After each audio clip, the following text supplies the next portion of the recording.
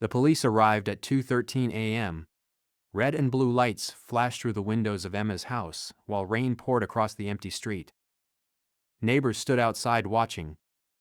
One officer slowly walked toward the front door. "Ma'am," he said carefully, "we received a 911 call from this address." Emma stood frozen in the hallway. Her mascara was running down her face. Her hands were shaking because upstairs, her husband was bleeding and her sister was screaming. 12 hours earlier, Emma believed she had the perfect marriage. 10 years with Mark Carter, the golden couple. They met in college, got married at 27, built a beautiful life together outside Chicago. Mark was successful, confident, respected. Emma trusted him more than anyone in the world. That was her first mistake. The second mistake, trusting her sister. Lily was younger than Emma by 4 years. Funny, charming, carefree, the type of girl everyone loved instantly. Emma practically raised her after their parents divorced. She protected her, helped pay for college, let her move into their guest room after her breakup. And the entire time, Lily was sleeping with her husband. It started with small things. Mark suddenly protecting his phone, late night business meetings, random smiles while texting. Emma noticed everything. But love makes people ignore obvious truths. Then one night, while Mark showered upstairs, his phone buzzed on the kitchen counter. One message appeared on the screen. "I missed last night already." Emma felt her stomach drop instantly. The contact name said, "Lily Work." Emma stared at the message for several seconds, trying to convince herself it meant something innocent. Maybe another Lily. Maybe a coworker.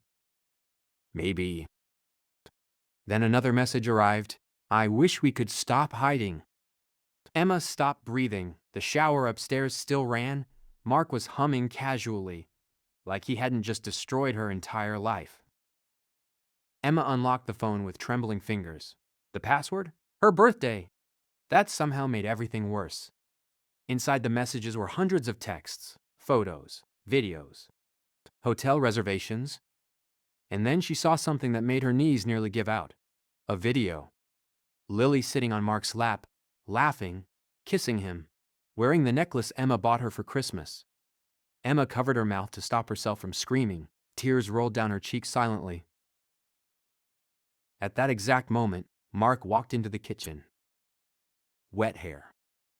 Relaxed smile. Then he saw the phone in her hands, and his entire face changed. "Emma." She looked at him like she didn't recognize him anymore. "How long?" Mark said nothing. "How long?" she screamed louder. "6 months," he whispered. Emma laughed, not because it was funny, because her brain literally couldn't process the pain. 6 months, she repeated slowly. Mark stepped closer carefully. "It just happened." Emma slapped him so hard his head turned sideways. "You slept with my sister." Mark looked ashamed, but not ashamed enough to stop. The next morning, Emma drove straight to Lily's apartment. Her hands gripped the steering wheel so tightly her fingers hurt. Lily opened the door, smiling, then immediately realized something was wrong. Emma threw the phone onto the floor between them. Lily went pale instantly. "Emma, listen to me." "No," Emma snapped. "You listen." Her voice cracked with rage. "I treated you like my child after Mom left us. I protected you your entire life." Lily burst into tears immediately. "I never meant for this to happen." Emma stared at her in disbelief.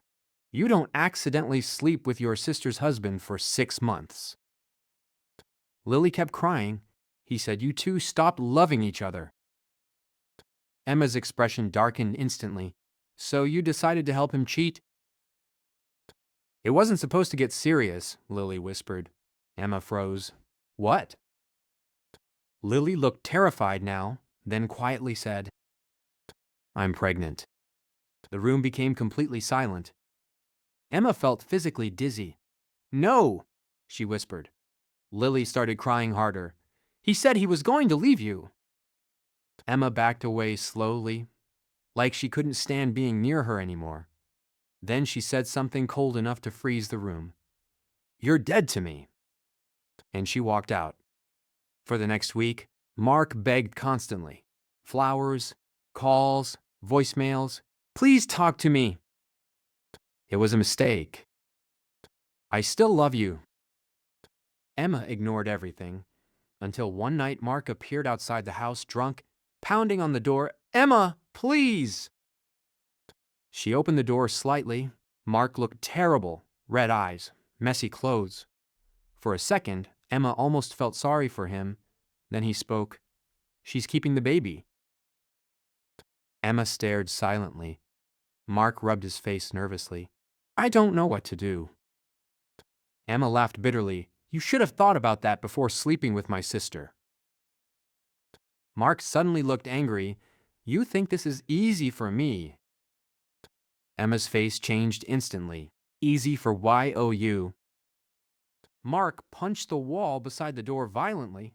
"I ruined my entire life!" Emma stepped back in fear, and suddenly she realized something terrifying. She didn't know this man anymore.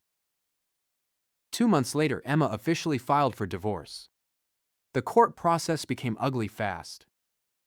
Mark tried protecting his money, his reputation, his image, but rumors spread quickly. Friends stopped calling him. Coworkers whispered behind his back. Even his own father refused to defend him. "You betrayed your wife with her sister," his father told him. "There's no excuse for that." Meanwhile, Lily became isolated too. People judged her everywhere. Online, in public, even inside the family. Their aunt refused to speak to her. Her best friends slowly disappeared. One night, Lily called Emma crying. "I ruined everything," she whispered. Emma stayed silent. Then Lily said something unexpected. "He cheats on me too." Emma froze. "What?" Lily started sobbing harder. "There's another woman." Emma closed her eyes slowly. "Of course there was. Men like Mark didn't betray once. They destroy everyone eventually." 3 weeks later, the police stood inside Emma's hallway. Rain hammered against the windows. Upstairs, paramedics rushed around Mark's body. Blood covered the bathroom floor. Emma looked completely numb. The officer spoke carefully. "What happened tonight?" Emma swallowed hard, then looked upstairs. Earlier that evening, Mark arrived drunk again, screaming, crying, begging. Lily came with him. The two of them were fighting violently before they even entered the house. Mark accused Lily of ruining his life. Lily screamed that he ruined everyone's lives. Then Mark punched the bathroom mirror during the argument. Glass exploded everywhere. One sharp piece sliced deep into his arm. There was blood everywhere within seconds. Lily panicked and called 911, screaming hysterically. Now paramedics were trying to stop the bleeding upstairs. The officer looked at Emma again. "Did he threaten you?" Emma paused for a long moment, then quietly answered, "No." The truth? He didn't need to anymore. He already destroyed everything. 6 months later, Emma sat alone near the ocean in California. New city, new apartment, new beginning. The sunset reflected across the water beautifully for the first time in over a year. She felt calm, not fully healed, but free. Her phone buzzed one last time. A message from Lily. "He left me." Emma stared at the screen silently, then locked her phone. No anger anymore. No revenge. No tears. Because some betrayals don't just break your heart. They teach you exactly who deserves access to it.